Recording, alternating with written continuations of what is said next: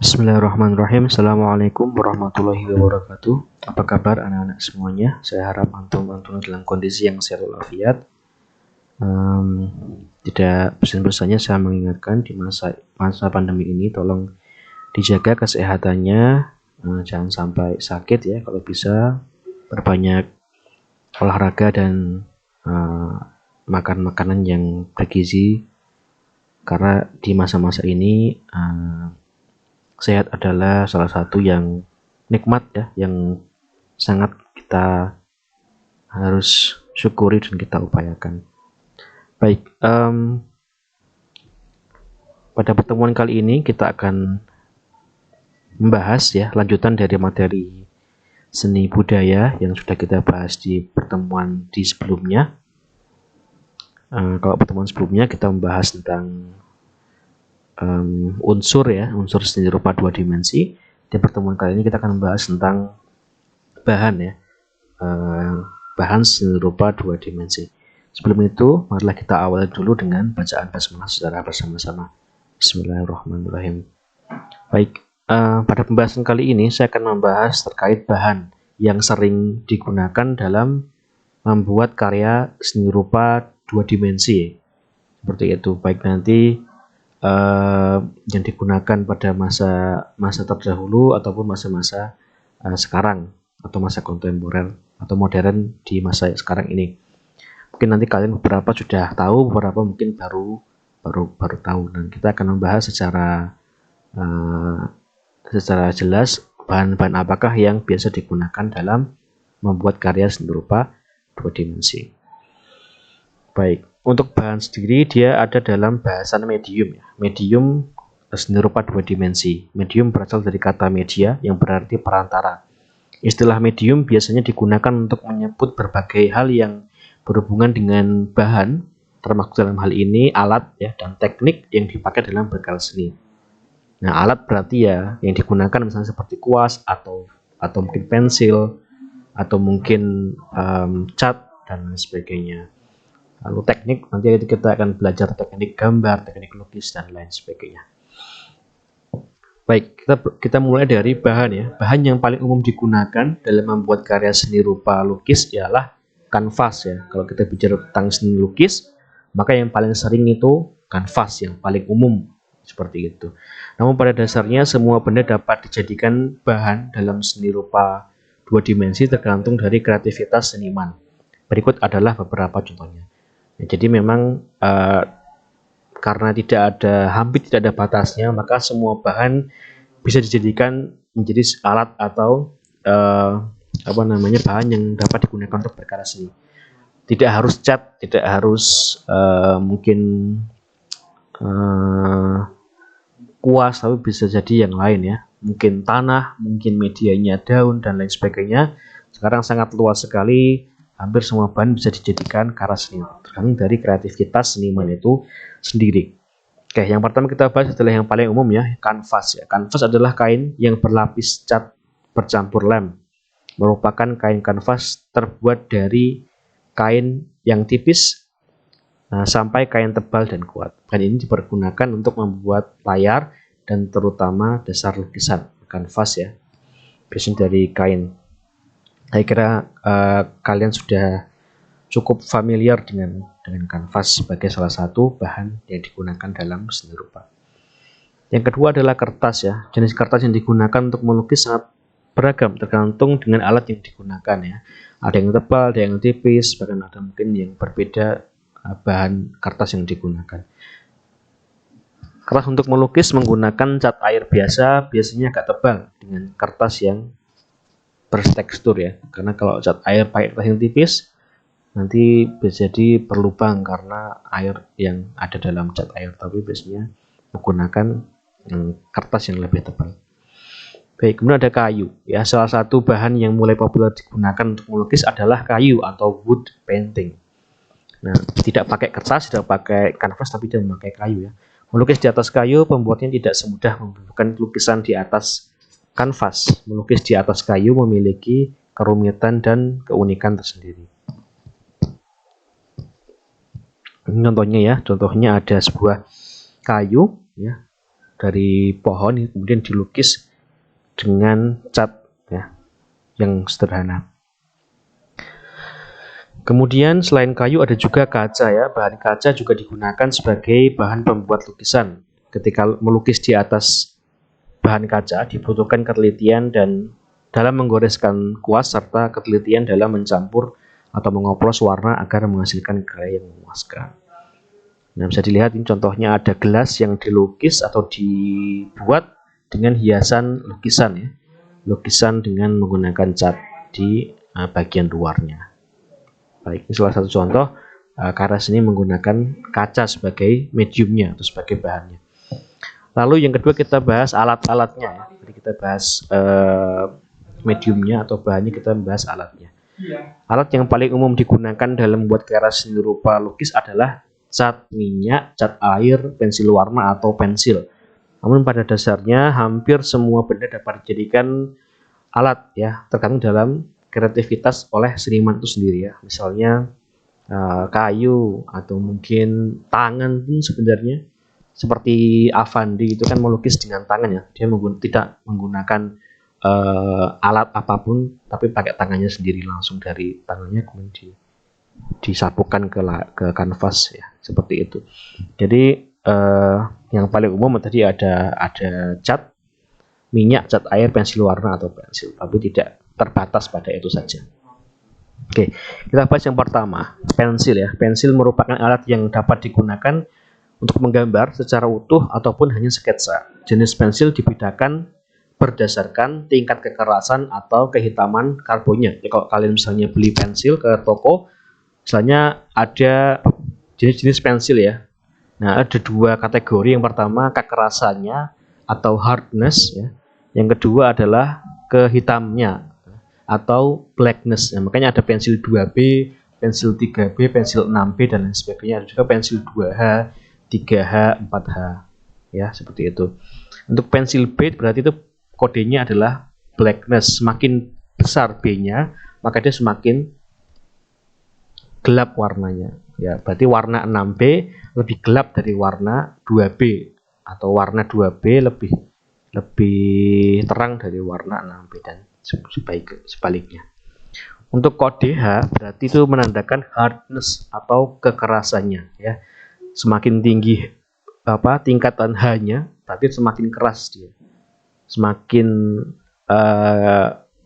semakin kecil tingkat H-nya berarti semakin lunak. Nah, seperti itu. Oke, itu terkait dengan pensil ya. Yang kedua ada juga arang atau konte ya. Konte atau arang, pensil arang. Terbuat dari sejenis arang halus dan biasa digunakan untuk menggambar potret. Sifatnya hitam pekat dan agak sulit dihapus. Arang. Ya. Biasanya dibuat untuk gambar-gambar hitam putih ya, karena misalnya arang kan warnanya hitam. Walaupun mungkin ada warna-warna lain, tapi biasanya yang paling umum digunakan adalah warna hitam. Seperti itu. Pastel dan krayon. Nah, pastel dan krayon adalah dua jenis media yang secara fisik hampir sama, sehingga kita seringkali keliru ketika membelinya, tapi sifat dan bahannya tidak sama. Jadi pastel dan krayon ini mirip tapi berbeda ya. Nah, pastel itu terbuat dari bahan kapur halus yang dicampur tepung warna dan berbasis minyak. Ya. Teksturnya lunak dan lembut. Jejak warnanya yang dihasilkan pastel itu sangat tajam dan kuat, serta mempunyai daya lekat yang baik pada kertas. Jadi pastel itu ciri khasnya adalah dia itu lebih lunak, ya. Lebih lunak dan lebih lembut. Jadi kalau kita remas pakai tangan itu cukup mudah untuk hancur. Itu namanya pastel. Dan dia tidak mengkilat ya, tidak mengkilat. Nah sebaliknya krayon itu terbuat dari bahan kaolin atau lilin dengan tepung warna sehingga terlihat lebih mengkilap dan mempunyai tekstur yang lebih keras. Jadi bisa dibedakan ya, bedanya antara krayon dan pastel. Pastel itu lebih lunak dan tidak mengkilap, kalau krayon itu lebih mengkilap dan lebih keras. Dan untuk krayon ini dia teksturnya mirip sekali dengan lilin ya. Maka biasanya kalau dalam kondisi darurat kalian di rumah mati lampu nggak ada lilin, nah bisa pakai krayon ya sebagai pengganti lilin, itu juga bisa. Baik, kemudian ada juga pena ya, atau drawing pen. Pena adalah alat gambar yang digunakan untuk media tinta ya, terbuat dari logam dengan ujung yang bermacam-macam bentuk dan ukurannya ya. Semakin besar ini, maka dia semakin tebal ya. Kita lihat ya. Semakin kecil dia semakin tipis. Jadi kalau ukurannya 0,03 itu berarti lebih tipis daripada yang 0,3 seperti itu. Atau semakin besar 0,8 berarti semakin tebal daripada 0,3. Nah, bisa digunakan untuk menggambar, drawing pen. Ya, ini juga kita cukup sering temukan di toko-toko perlengkapan alat tulis. Baik, kemudian yang sangat umum ya adalah cat ya, cat air. Cat bahan berwarna ini dibedakan menjadi dua berdasarkan pengencernya ya. Yang pertama namanya cat air atau berbasis air. Jenisnya ada dua, yaitu watercolor yang bersifat transparan dan poster color yang bersifat pekat atau lebih cerah. Jadi kalau watercolor itu biasanya yang digunakan untuk melukis ya, untuk melukis cat air yang kita secara umum ketahui dengan nama cat air, itu watercolor. Tapi kalau poster color itu biasanya warnanya lebih pekat meskipun sama-sama berbahan dasar air sebagai pengencernya. Nah, yang kedua ada namanya cat minyak ya. Cat minyak ini berbasis minyak ya. Jadi dianjurkan dengan minyak. Jenis cat ini biasa digunakan untuk melukis di atas kain atau di atas kanvas. Sifatnya tidak mudah kering dan warnanya tahan lama. Ya, jadi dibedakan berdasarkan pengencernya. Kalau cat air dianjurkan dengan air, kalau cat minyak dianjurkan dengan minyak ya. Segampang itu. Kemudian ada juga spidol. Spidol tersedia dengan berbagai macam warna dan ukuran. Spidol berujung lunak dan bisa bergerak spontan ya. Maksudnya bisa bergerak langsung ya. Tidak harus dicelupkan ke pewarna seperti kita melukis dengan kuas, tapi dengan cat ya, tapi langsung bisa diaplikasikan seperti itu. Tebal tipisnya dapat diperoleh sesuai dengan penekanan pada saat menggoreskannya. Nah, ini juga salah satu pewarna yang kita sering gunakan dan sering kita temui di alat tulis. Kemudian yang paling umum untuk alat ada kuas ya. Kuas adalah alat yang digunakan untuk mengoleskan cat ke atas kertas atau kanvas. Ukuran bulunya ditandai dengan nomor kode yang tertulis pada gagang kuas. Untuk jenis kuas cat air, bulunya halus dan berbentuk runcing ya ketika dicelupkan ke dalam air. Jenis kuas cat minyak, bulunya lebih kasar ya. Jadi perbedaannya dari kuas cat air dan kuas cat minyak itu perbedaannya adalah kekasaran bulunya. Kalau cat air biasanya lebih lembut bulunya ya, dan lebih mudah disesuaikan bentuknya. Tapi kalau cat minyak itu biasanya lebih kasar seperti itu.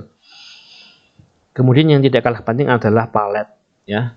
Palet merupakan bidang datar yang dibuat untuk mengolah cat. Palet untuk cat air biasanya dibuat dari plastik, sedangkan untuk cat minyak biasanya terbuat dari kayu. Meskipun tidak harus seperti itu, cuma umumnya dibuat seperti itu.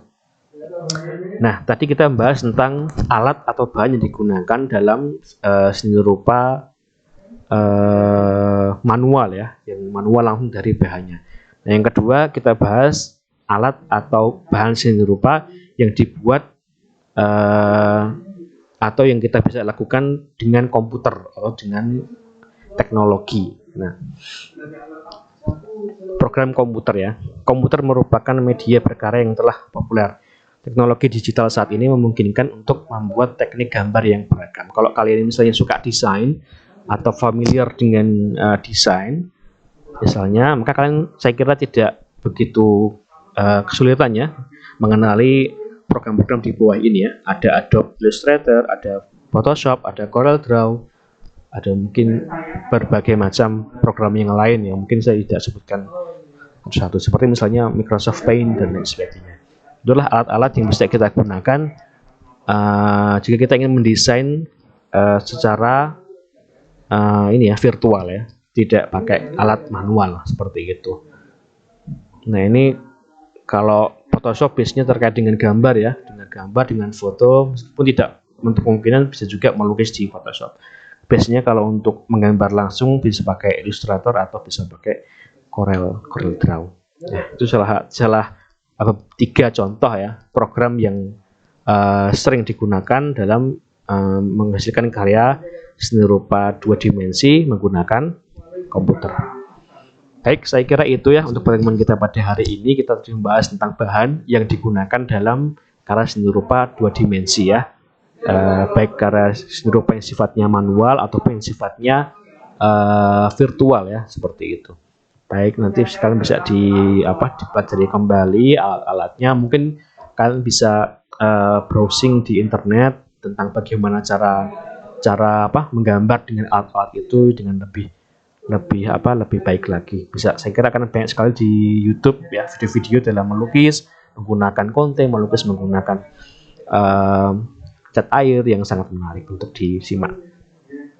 Baik, saya kira itu. Insya Allah untuk pertemuan mendatang kita akan membahas bagian terakhir ya tentang teknik seni rupa dua dimensi. Akan cukup panjang dan nanti sekalian ini mungkin jadi materi terakhir di bab yang pertama ini sebelum nanti kita adakan penugasan dan juga kuis.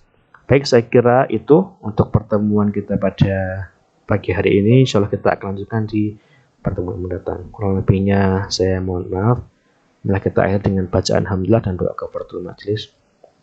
Alhamdulillahirabbil alamin, subhanakallahumma bihamdika asyhadu an la ilaha illa anta astaghfiruka wa atubu ilaik. Kurang lebihnya saya mohon maaf. Assalamualaikum warahmatullahi wabarakatuh.